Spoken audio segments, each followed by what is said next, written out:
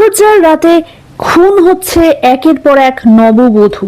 Sub inspector Chitra কি পারবে খুনিকে ধরতে? এই নিয়েই গল্প বীরাঙ্গনার।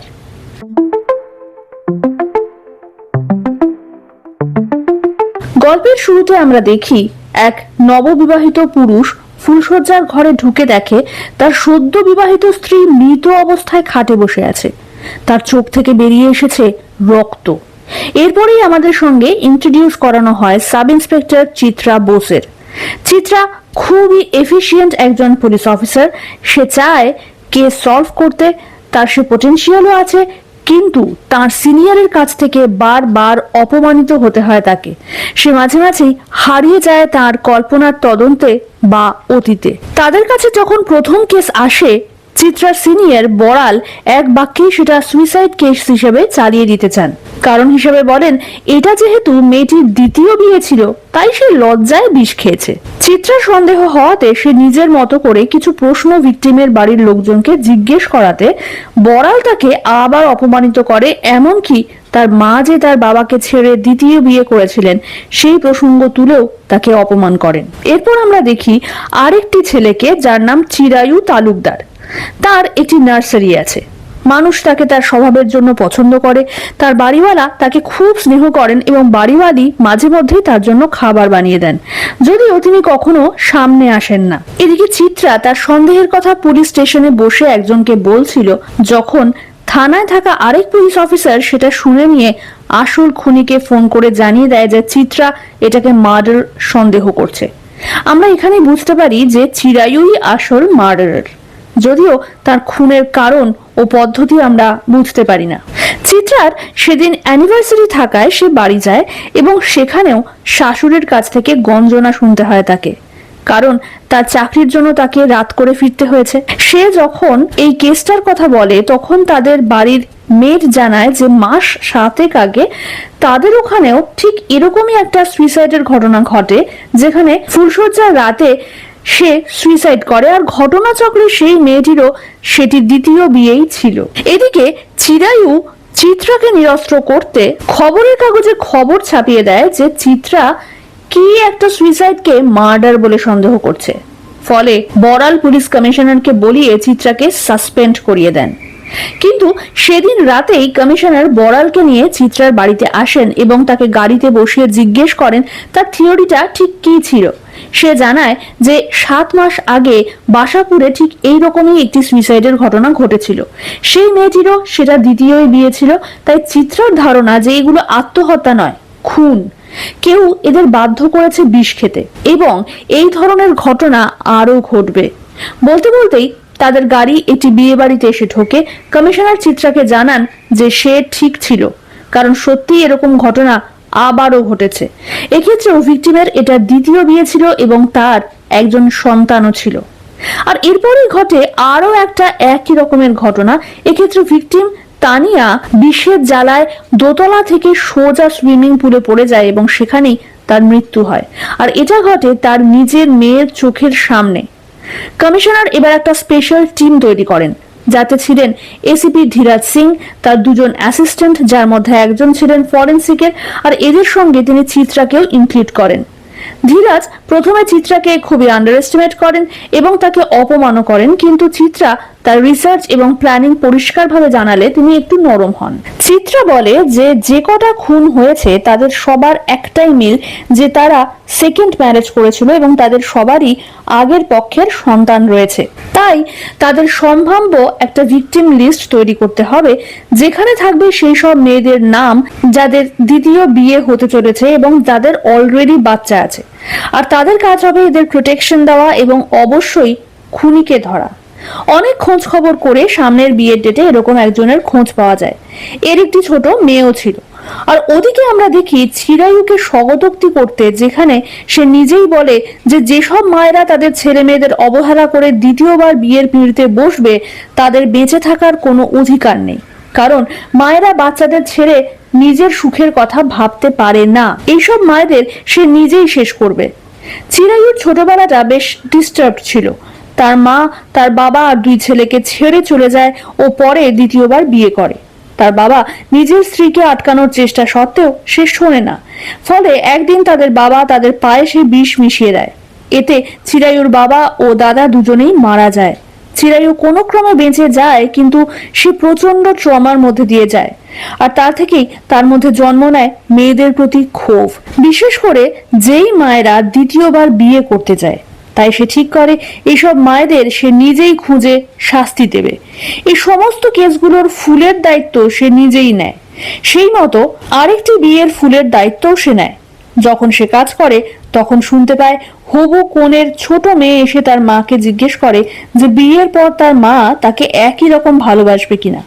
তাতে তার মা বলে যে অবশ্যই সে তাকে ঠিক এইভাবেই ভালোবাসবে। চিত্রা ও পুরো টিম এই বিয়ে বাড়িতে সিভিল ড্রেসে আসে ও নজর রাখে। চিত্রা যখন একটা টেবিলে বসেছিল তখনই খাবারের প্লেট হাতে নিয়ে তার সামনে এসে বসে স্বয়ং চিরায়ু। সে চিত্রার সাথে কথাও বলে, এমনকি যে মার্ডার গুলো হচ্ছে সেটা নিয়েও সে কথা বলে। ইতিমধ্যেই কোণে হঠাৎই অজ্ঞান হয়ে যায়। সবাই তড়িঘড়ি সেখানে ছুটে যায়।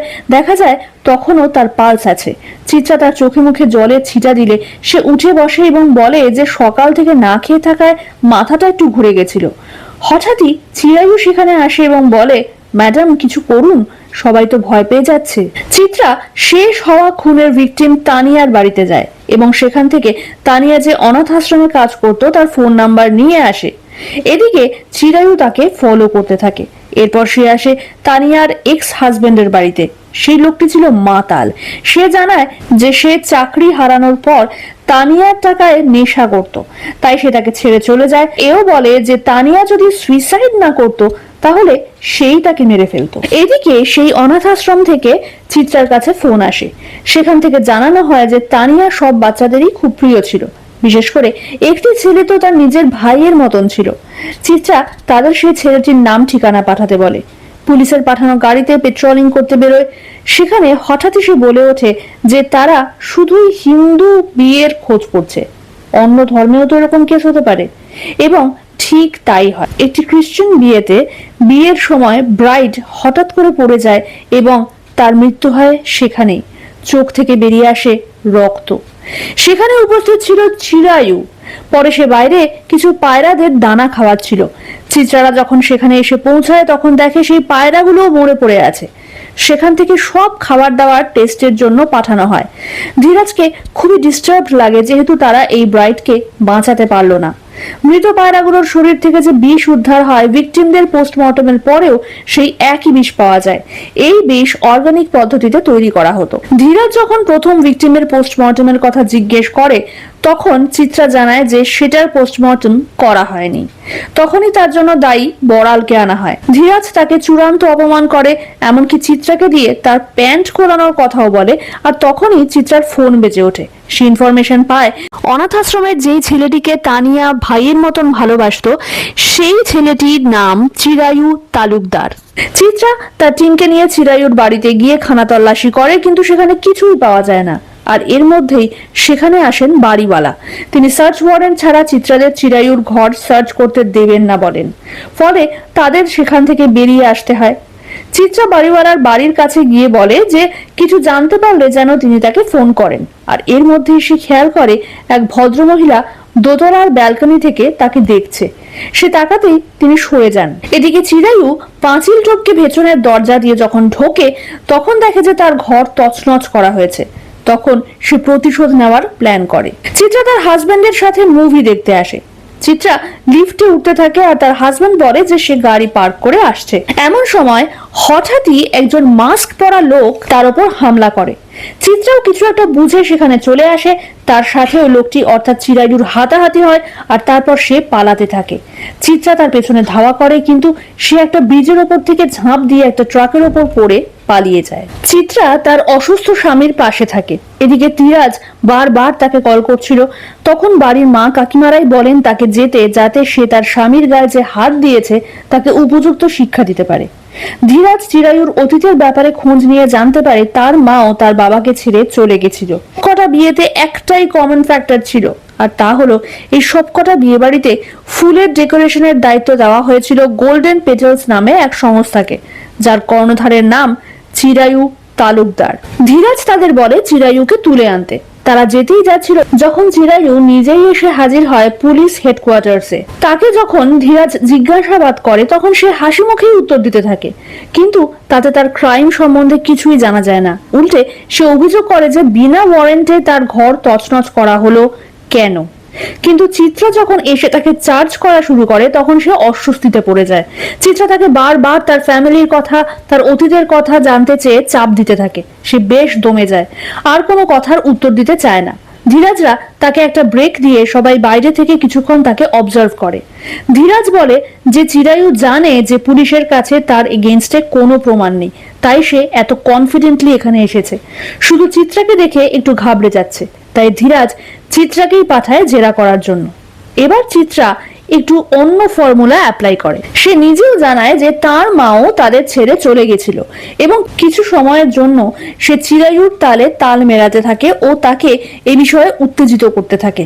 সে স্বীকার করে যে এই মায়েদের দ্বিতীয় বিয়ে করার কোনো অধিকার নেই এবং যারা এই কাজ করে তাদের বেঁচে থাকারও কোনো অধিকার নেই। সে যে নিজেই তাদের মেরেছে সেই কথাটা সে বলতেই যাচ্ছিল, এমন সময় একজন অফিসার এসে চিত্রাকে ইমিডিয়েটলি বাইরে আসতে বলে। সঙ্গে সঙ্গে চিরায়ু নিজেকে সামলে নেয় এবং বলে যে উকিলের পরামর্শ ছাড়া সে আর কোনো কথা বলবে না। চিত্রা খুবই বিরক্ত হয়ে বাইরে এসে জানতে পারে যে তানিয়ার মেয়ে তার ফ্যামিলির সঙ্গে এসে তার সাথে কথা বলতে চায়, কারণ তার মনে পড়ে গেছে যে একজন বুড়ি আন্টি তাকে একটা লজেন্সের মতো জিনিস দিয়েছিল মাকে খেতে দেওয়ার জন্য। অর্থাৎ এই খুনগুলো যে করেছে সে একজন বয়স্ক মহিলা। বাকি সব ভিকটিমদের ছেলে বা মেয়ে সেই একই কথা বলে যে একজন বয়স্কা মহিলা যিনি একটি গাউন পরেছিলেন, মাথায় বব কাট, পাকা চুল, তিনি এই সব বাচ্চাদের সাথেই কোনো না কোনো ভাবে দেখা করে তাদের মায়ের প্রিয় রং অনুযায়ী একটা লজেন্সের মতন দেখতে ট্যাবলেট দিয়েছিলেন এবং বলেছিলেন যে তাদের মা যখন ফ্লাওয়ার বেডে বসে থাকবে তখন এই লজেন্সটা তাকে খেতে দিতে, তাহলে আর তাদের মা কোনোদিন তাদের ছেড়ে যাবে না। যদিও আমরা অর্থাৎ দর্শকরা দেখতে পাই যে সেই বয়স্কা মহিলা আসলে চিরায়ুই ছিল। চিত্রা এবার একটা ফাঁদ পাতে। তার বোন মিত্রাও ছিল ডিভোর্সি এবং তার একটি ছেলে ছিল। এদিকে একটি ছেলে প্রায়ই তার কাছে আসতো সূর্যমুখী ফুলের বুকে নিয়ে। ছেলেটিকে চিত্রা ফোন করে বলে যে সে যেন চিরায়ুকে ফোন করে বলে যে সে খুব শিগগিরই বিয়ে করছে এবং তার ডেকোরেশনের দায়িত্ব তাকে দিতে চায়। কিন্তু অ্যারেঞ্জমেন্ট যেন ছোটখাটো হয়, কারণ যাকে সে বিয়ে করতে চলেছে এটা তার দ্বিতীয় বিয়ে। শুভঙ্কর অর্থাৎ সেই ছেলেটি তাই করে। ঘটনাচক্রে সে চিরায়ুকে আগে থেকেই চিনত, তাই চিরায়ু তার পাতা ফাঁদে পা দেয়। সে খোঁজ নিয়ে এটাও জেনে নেয় যে মিত্রা আসলে চিত্রারই বোন। মিত্রা ছেলের স্কুলের বাইরে গাড়িতে মিত্রার সাথে চিত্রা বসে ওয়াচ করতে থাকে তার ছেলেকে। মিত্রা চিত্রার এই প্ল্যানে আপত্তি জানায়, কারণ তাদের বিয়ে করার কোনো প্ল্যানিং ছিল না। যদিও চিত্রা সে কথা শোনে না। এমন সময় একজন বয়স্কা গাউন পরা মহিলা এসে ছেলেটির হাতে একটা প্যাকেট ধরিয়ে সেখান থেকে চলে যায়। কিন্তু চিত্রারা যখন তাকে ধরে তখন দেখা যায় তিনি অন্য কেউ। সেই ভদ্রমহিলা জানান যে তার বেকারি আছে এবং তিনি কেক ডেলিভার করতে এসেছিলেন। তার কেকের বাক্সে ঠিকানা দেখে চিত্রা জিজ্ঞেস করে যে তিনি চিরায়ুকে চেনেন কিনা। তিনি জানান যে চিরায়ুর দোকানের সামনেই তার বেকারি। চিত্রা বুঝতে পারে চিরায়ু ইচ্ছাকৃতই এই মহিলার গেটআপ নিত। চিত্রা একজন অফিসারকে ফিট করেছিল চিরায়ুর উপর নজর রাখার জন্য। তাকে ফোন করলে সে জানায় যে চিরায়ু 1 ঘন্টা আগে একটা পাবলিক টয়লেটে ঢুকেছে, এখনো বেরোয়নি। চিত্রা তাকে ধমক দিয়ে দেখতে বলে। যথারীতি দেখা যায় টয়লেটের একটা জানলা দিয়ে সে পালিয়েছে। এদিকে সবাই যখন এসব নিয়ে ব্যস্ত ছিল সেই সুযোগে চিরায়ু কিডন্যাপ করে নেয় মিত্রাকে, প্রায় তাদের চোখের সামনে দিয়েই। চিত্রা কিন্তু খোঁজ খবর নিয়ে পৌঁছেই যায় চিরায়ুর ডেরায়। সে তখন মিত্রাকে হাত পা মুখ বেঁধে বলছিল যে মায়েদের কখনো বিয়ে করা উচিত নয়, যদি তারা সেটা করতে চায় তাহলে সে তাদের বাঁচতে দেবে না। সে একটা বাটিতে রাখা রং বেরঙের লজেন্স গুলো দেখিয়ে বলে তার পছন্দের রঙের ওষুধ চয়েস করতে। আর তখনই চিত্রা ফেলে তার ট্রাম্প কার্ড। সেই ঘরের দরজা খুলে ভেতরে ঢুকে আসে চিরায়ুর মা। তাকে দেখে চিরায়ু ভয়ঙ্কর চমকে যায়, তাকে সেখান থেকে চলে যেতে বলে। কিন্তু তিনি শান্তভাবে চিরায়ুকে বলেন যে তাদের বাবা রোজ মদ খেয়ে তাকে মারতো, তারা ছোট ছিল বলে তিনি তাদেরকে এই বিষয়ে কিছু বলেননি। চিরায়ুর বাবা তাকে হুমকি দিয়েছিলেন যে তিনি চলে গেলে ছেলেদের তিনি মেরে ফেলবেন। তাই চিরায়ুর মা ভেবেছিলেন যে পরে পুলিশ প্রোটেকশন দিয়ে তাদের দুই ভাইকে তিনি নিয়ে যাবেন, কিন্তু তার আগেই চিরায়ুর বাবা তাদের বিষ খাইয়ে নিজেও বিষ খান। এই খবর শুনে তিনি অসুস্থ হয়ে পড়েন। পরে যখন খোঁজ পান তখন চিরায়ু একটি অনাথ আশ্রমে ছিল। সে প্রচন্ড ট্রমার মধ্যে ছিল। মাকে সামনে দেখলে সে আরো অসুস্থ হয়ে পড়তে পারে ভেবে তিনি তার সামনে আসেননি, কিন্তু দূর থেকে তিনি তার নিয়মিত খোঁজ খবর রাখতেন। তানিয়ার কাছে নিয়মিত টাকা পয়সা দিতেন যাতে তার পড়াশোনার কোনো ক্ষতি না হয়। তার কাছাকাছি থাকার ব্যবস্থা তিনিই করেছিলেন। তার দোকানটা দাঁড় করানোতেও তার অনেক অবদান আছে। এরপর চিত্রা তার সঙ্গে যোগাযোগ করে, কারণ চিরায়ুর বাড়িওয়ালা যে গৃহিণীকে সে আড়াল থেকে সরে যেতে দেখেছিল তিনিই ছিলেন আসলে চিরায়ুর মা। চিত্রা গিয়ে তাকে সবটা জানালে তিনি আর না এসে থাকতে পারেননি। চিরায়ু তাও মানতে চায় না, আর তখনই চিত্রা ঘরে ঢুকে এসে তাকে পেরে ফেলে মাটিতে আর বলে যে তার মাও তাদের দুই বোনকে ছেড়ে চলে গেছিল, এবং যখন তিনি চলে গেছিলেন তখন তার ছোট বোনের বয়স ছিল মাত্র 2। কিন্তু তাদের বাবা তাদের বুঝিয়েছিলেন যে তাদের মা তাদের বাবার সাথে সুখী ছিলেন না, কারণ তাদের বাবাও কখনো তাদের মাকে ভালোবাসেননি। তাই তিনি ভালো বাবা হয়ে দেখিয়েছিলেন, কিন্তু চিরায়ুর বাবা উল্টে তাদের বিষ দেন। আর তার মা, যাকে সে ঘেন্না করে এতগুলো মার্ডার করলো, তিনি বরাবর দূর থেকে তার খেয়াল রেখেছেন, কাছে আসেননি যাতে সে কষ্ট না পায়। একেই বলে মা। চিরায়ুর এত দিনের বিশ্বাস এক লহমায় ভেঙে যায়। সে ভেঙে পড়ে। ইতিমধ্যেই সেখানে পুলিশ ফোর্স এসে যায়। মিত্রাকেও উদ্ধার করা হয়। চিত্রা মা ছেলেকে খানিকটা স্পেস দেওয়ার জন্য তাদের কিছুটা সময়ের জন্য একা ছেড়ে দেয়। চিরায়ু তার মাকে বলে যে এবার পুলিশ তাকে নিয়ে যাবে, টর্চার করবে, শাস্তি দেবে। সে তার মাকে বলে যে ছোটবেলায় যেমন তারা দুই ভাই মায়ের পছন্দের রঙের জামা পরে নিশ্চিন্তে ঘুমোতো, ঠিক সেইভাবে সে মায়ের কোলে ঘুমোতে চায়। সে মায়ের হাতে তুলে দেয় সেই 20 লজেন্সের বাটিটা, বলে তার পছন্দের রঙের লজেন্স বা ট্যাবলেটটা তার হাতে তুলে দিতে। চিরায়ুর মা একটি নীল রঙের ট্যাবলেট তার হাতে তুলে দিতেই যাচ্ছিলেন যখন পুলিশ ঘরে ঢুকে আসে এবং জোর করে চিরায়ুকে ধরে নিয়ে যায়, তার শত আপত্তি থাকা সত্ত্বেও। চিত্রা আবার সসম্মানে ফিরে আসে ডিপার্টমেন্টে। এখন তাকে সবাই সম্মান করে। তার বাড়ি থেকে তার হাজবেন্ড খাবার দিয়ে যায়। এমন সময় হাজবেন্ডের ফোনে একটি কল আসে। ফোনের ওপর থেকে কেউ বলে যে তার বউয়ের প্রমোশন হলো, হেডকোয়ার্টার্সে পোস্টিং হলো, কিন্তু তাদের কাজের কি হবে? উত্তরে সে বলে যে সে সব সামলে নেবে। অপর প্রান্তের লোকটি বলে যে তাদের কাজ না হলে তারা তাকে ও চিত্রাকে শেষ করে দেবে।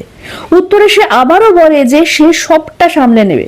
আর এখানে পার্ট 2 এর ইঙ্গিত দিয়ে শেষ হয় বীরাঙ্গনা। তোমাদের কেমন লাগলো আজকের এই এক্সপ্লেনেশন আমাকে একদম জানাতে ভুলো না কমেন্ট করে। আর এরকম আরো ভিডিও দেখতে হলে অবশ্যই সাবস্ক্রাইব করে নাও আমার চ্যানেলটাকে। ভিডিওটা ভালো লাগলে একটা লাইক অবশ্যই করে দিও, একটু শেয়ার করে দিও নিজের বন্ধু বান্ধব বা আত্মীয় স্বজনদের মধ্যে যারা এই ধরনের ভিডিও দেখতে ভালোবাসে। অ্যান্ড আবার বলছি, don't forget to subscribe my channel for more videos like this. তো দেখা হচ্ছে পরের ভিডিওতে, ততক্ষণ পর্যন্ত বাই।